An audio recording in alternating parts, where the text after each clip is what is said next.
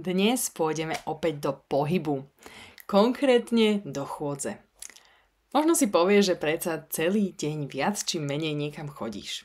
Áno, ale dôležité je ako.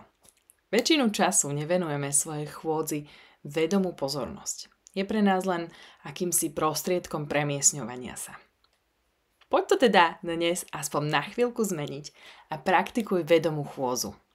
To znamená, že pomaly a vedome budeš našlapovať a pritom vnímať každý vnem. Môžeš to spraviť napríklad tak, že sa vyzuješ, aby si bola úplne bosá a mala tu možnosť naozaj vnímať každý jeden vnem priamo cez chodidlo. Samozrejme, môžeš to robiť v teple svojho domova, alebo ak si trúfneš a chceš zažiť toto cvičenie intenzívnejšie, kľudne vidí aj von. Vnímaj, ako sa postupne dotýka tvoje chodidlo zeme.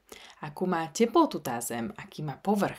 Alebo to, ako cítiš celú tvoju váhu na chodidle. Vnímaj čokoľvek, čo ti príde.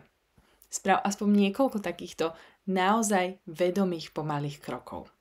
Pokiaľ nemáš aktuálne možnosť chodiť na boso, tak to vôbec nevadí. Neznamená to, že teraz toto cvičenie nemôžeš robiť. Len tvoj prežitok bude iný. Ale rovnako dôležitý. Na záver si ešte zvedom aj vďačnosť za tvoje nohy a za všetko, čo pre teba robia a poďakuj im.